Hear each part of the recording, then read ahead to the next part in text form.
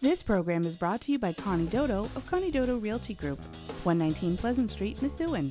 When you want results, don't make a move without us.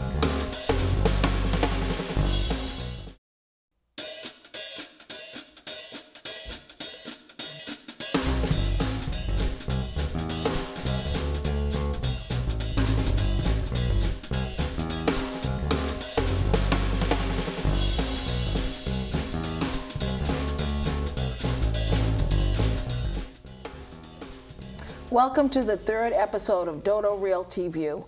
I'd like to thank the audience for their questions that they have come up with, as well as their ideas for upcoming shows. I know there's a lot of confusion in this economy with the housing market and if people can get financing. I'd like to introduce our next guest, Colleen Mitchell, who is with Residential Mortgage Services. Thank you, Colleen, for coming today. And thank you for having me.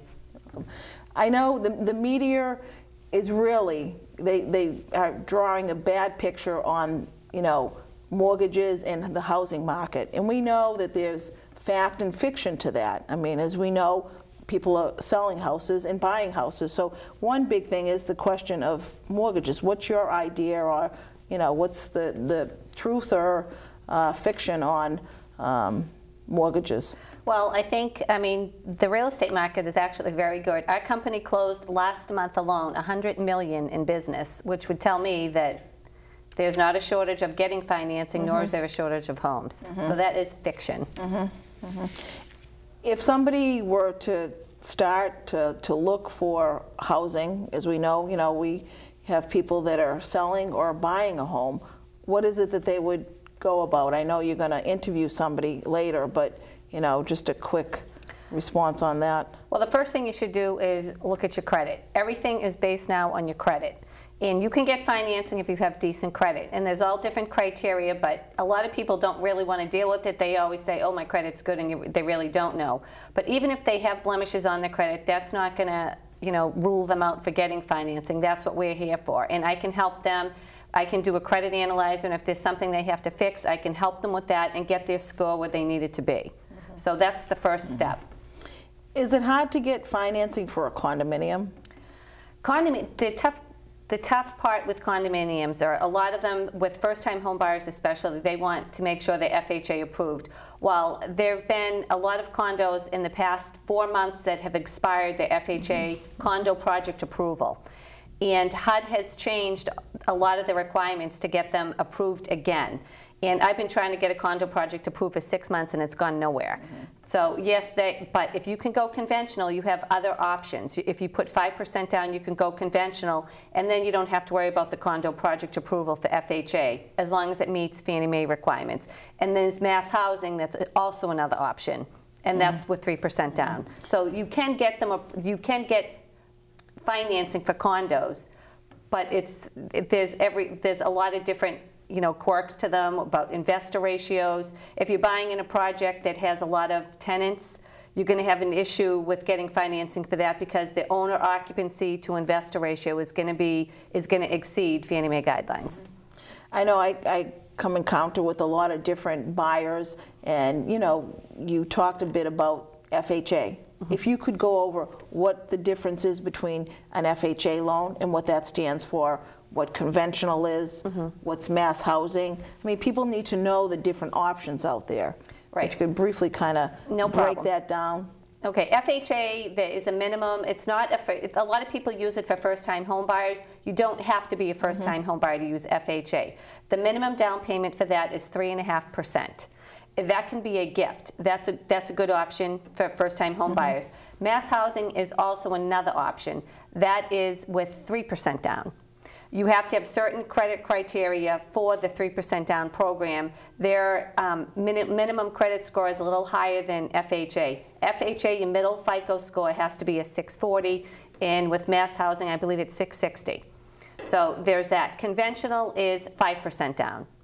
Then VA is 100% financing. Now with VA, you have to have your certificate of eligibility, but you cannot have a veteran and a girlfriend. It has to be a spouse, which a lot of people don't know that, but you do have to have that.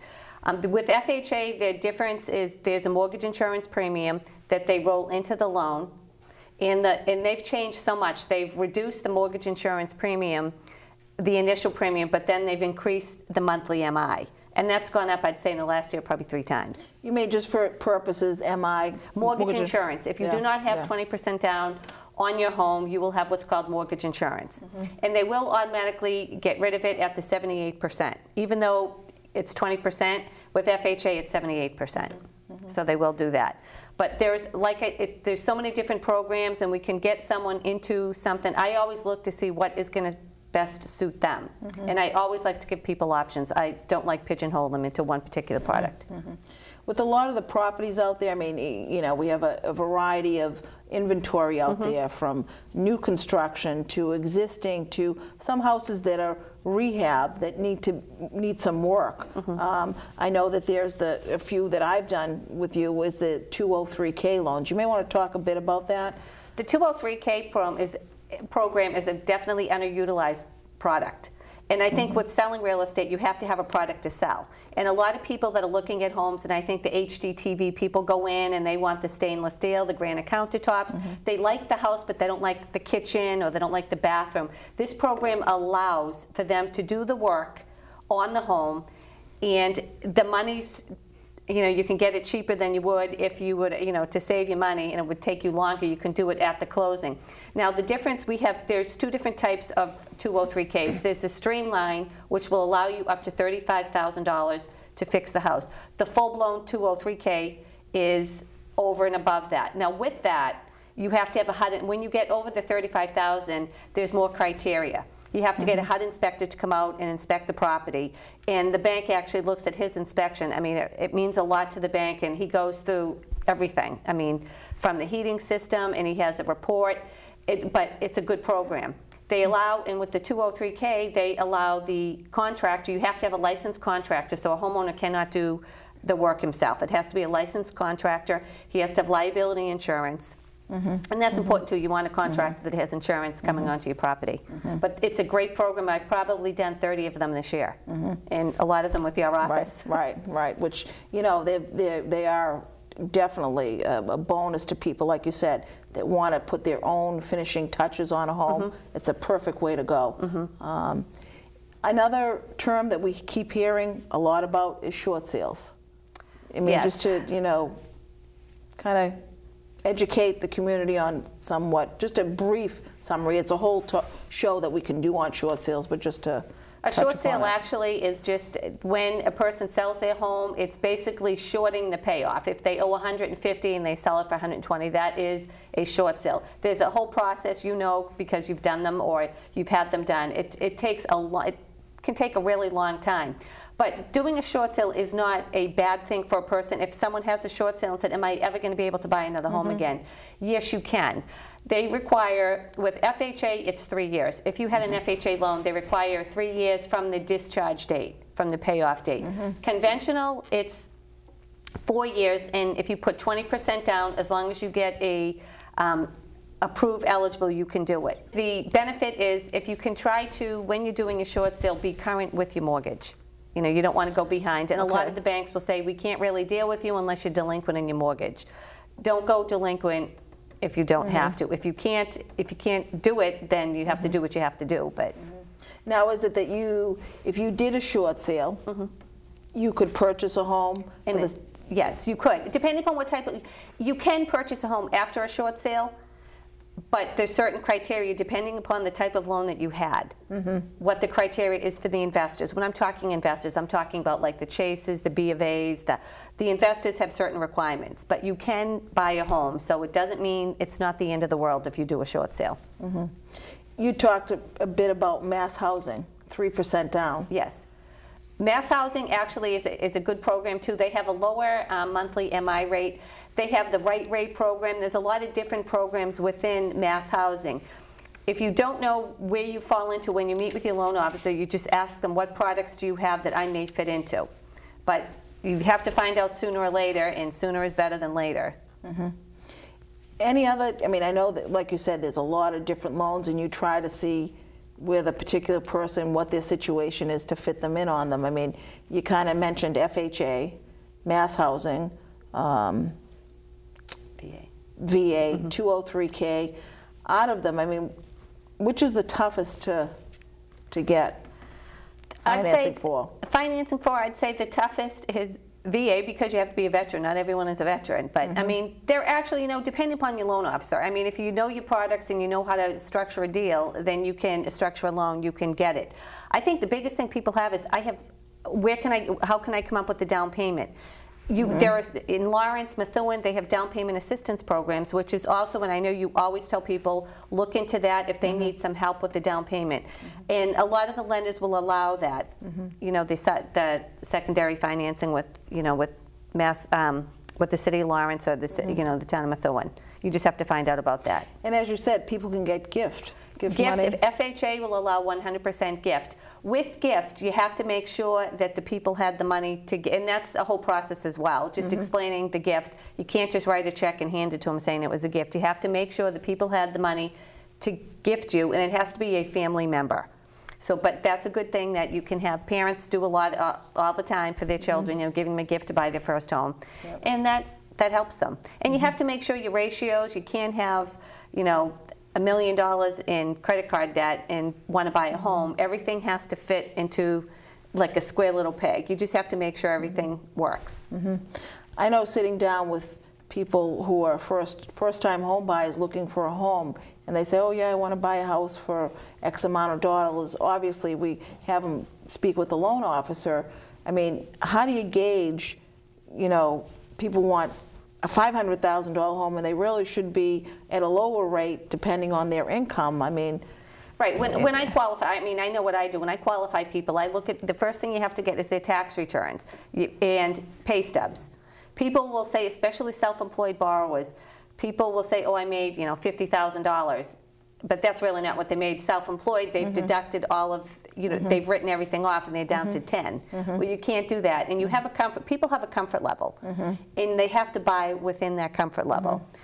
They can't, you know, spend $500,000 on a home if they make $30,000. Even though they'd like to have it, you just have to, you have to be within the, and there's ratios you have to fall within. You shouldn't have more than, for FHA, it's 29, you're 2941, meaning the house should not be more than 29% of your gross monthly income. And all your other debt should not exceed with your mortgage 41%. They will go up a little higher. Okay, thank you. We're going to, thank you. We're going to break here, and we'll continue with the second half of the show, and we'll see you in a few minutes. Thank you. So, April, yeah? You know your charger's still using energy when it's plugged into the wall, right? Yeah, but that's not my charger. I don't even have a cell phone.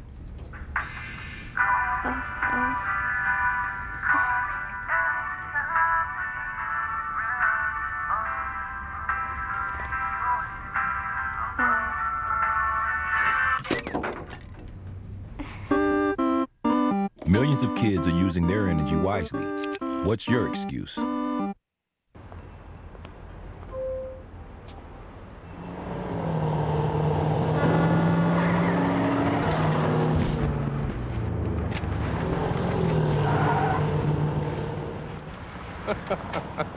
This can't be happening. This can't be happening. Of course it's not happening. Armored car.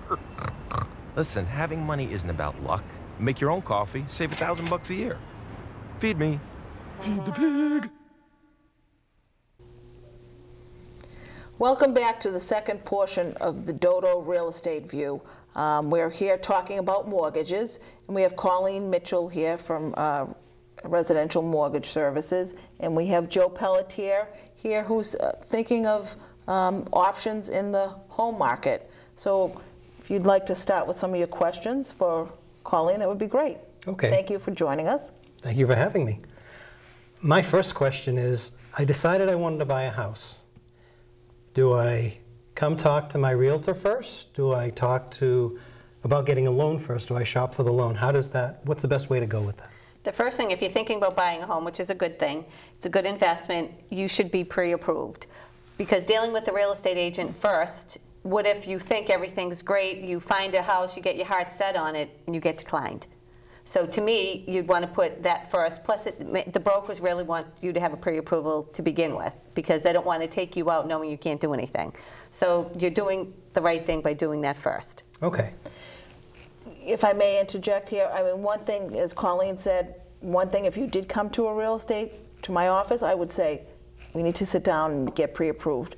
We don't want to disappoint you. We don't want to take you into a home that you don't feel comfortable with monthly payments. So we want to make sure that you are comfortable with those monthly payments, and the first step is to get pre-approved. Okay.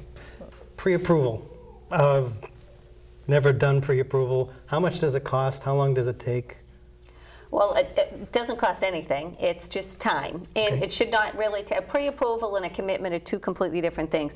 A pre-approval will run your credit. That's the first thing I do with everyone. I don't want to sit down with you until I run your credit. Once I run the credit and it's fine, then I'll say, okay, for income qualification. That's the pre-approval. It's basically income qualifying you. I will get your tax returns, your W-2s, 30 days of pay stubs, and 2 months bank statements. Then I will run numbers. Now, you obviously have a comfort level for what you want for a payment. And then I'll go based off your income and tell you what you could qualify for, and I run it through what's called the automated underwriting system. And if it gives me an approved eligible, you're fine. You just have to find a property, and then that's when you go to Connie, and I'll say, okay, he can look between this amount, and that's where she'll take you out looking at homes for that. Okay, so my pre-approval, I get my tax stuff and my W-2s and everything together. Now I make an appointment with you, and how is that a one seating? How long does it take to find out what I'm pre-qualified for? Well, it should take about, a half hour. It's good for us. I mean, the pre-approval is good. Some people say they're good for 30 days. Your pay stubs expire after 30 days. But if you're looking for a home and it's taking you a little longer, Joe, I'm only going to ask you, well, we need to update your assets. We need to update your pay stubs, and we need to update your bank statements. We want to make sure you're still working, so don't quit your job. But, I mean, they're good for as long, and you obviously have to put trust in the person that you're working with. So I would let you know, okay, we have to update your information. So. Okay. What about cash in the bank or credit card debt or car payments? How does that work? Cash in the bank. A lot of people that are self-employed will throw a lot of money, and people think they can just throw cash in their bank. Doesn't really matter. It's in the bank. You can't just throw money in the bank. Everything has to be sourced.